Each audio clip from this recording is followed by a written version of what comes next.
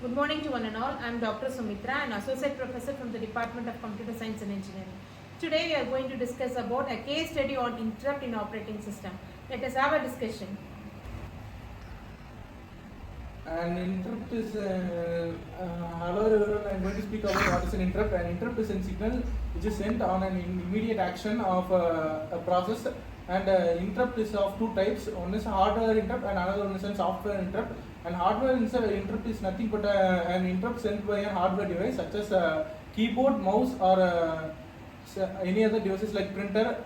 Also comes under the hardware interrupt. And the software interrupt is an interrupt which is sent by a program or system signal, which is done under the CPU's process. Going to discuss about the keyboard interrupt in Linux. Keyboard interrupt in Linux is nothing but when a user presses the key, the keyboard will send the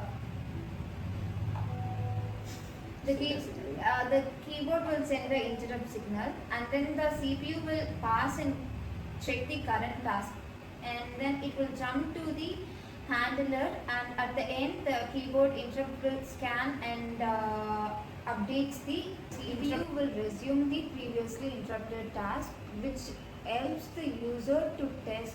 This process will help the user to test and debugging, and also for the security and the access control, which is very important nowadays, and it will also useful for the source coder. Handling. The interrupt handling consists of three types: ISR, IDT, and interrupt masking. The IDT stands for it's nothing but it describes the CPU whether the function to hot or not, and the interrupt masking is nothing but it gives signals to the system whether the interrupt is going to function or not. It handles with the on and off function controls. And majorly the Linux is currently using the interrupt handling very better, and it uses multiple functions at a single time.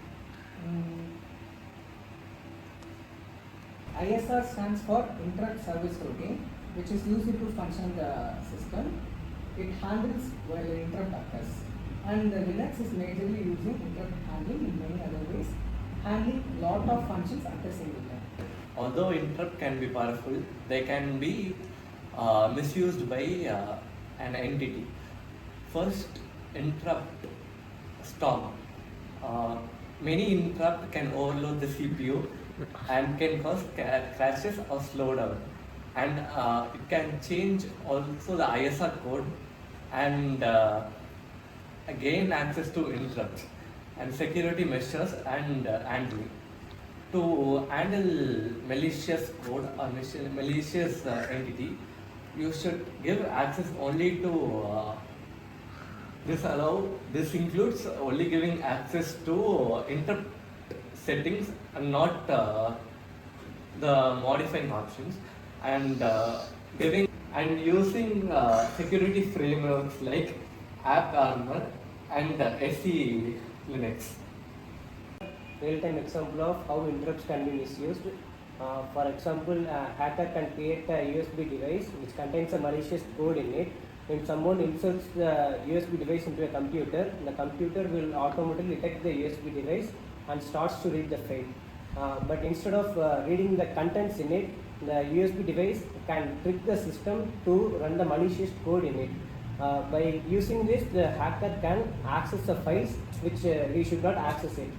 Because in older times, the computers are designed to react to the interrupts which is given by the USB devices. Using it, hacker can access to the files. To overcome this, nowadays security teams has updated the system into not responding to the interrupts just given by the USB devices.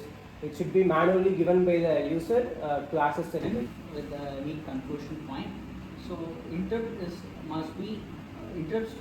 is a fundamental in real life performance of OS, where they must be kept in a secure and in safe manner way, so it can be easily hacked or it can be easily accessed by everyone.